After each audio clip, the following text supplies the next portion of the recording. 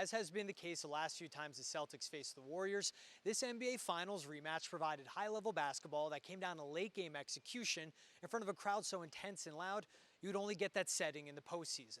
But in their first win against the Warriors since falling to them in Game 6 of last year's Finals, Boston flipped the script when it came down to crunch time. Their offense rose to the occasion. Their team basketball outplayed Steph Curry and the Warriors. Now, the Jays did combine for 50 points, but it wasn't pretty, as the Celtics shot 40% from the floor as a team and 73% from the free throw line, both seemingly death wishes against Golden State. So how did they pull out the overtime win?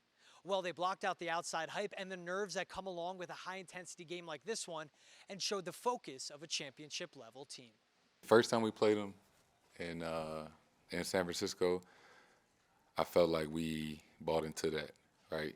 Rematch of the finals, ABC game.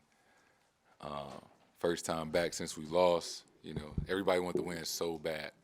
And I think that was the first time all season that we played out of character, that we played tense. And we just kind of had to talk about it today. Like, the fact of the matter is we lost. We lost the championship.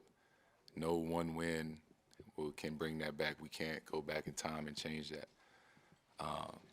So we didn't look at this as a rematch of the finals, right? It's just one game against a great team with great players and, obviously a great coach. But it was just one game. For us, we've talked about poise and physicality, and we talked about playing to, everybody asked, what did we learn? What have we learned? And I think what we've learned is it takes a mindset in order to be successful. And it takes a mindset to be a really, really good team in the NBA.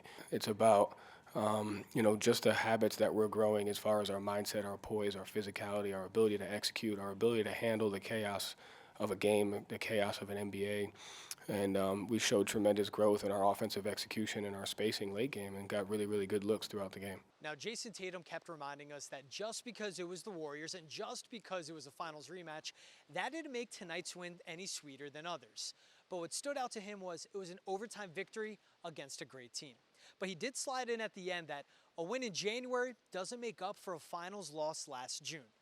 You can always say talent would be used to describe this team, but for them, again, they prefer the word focused.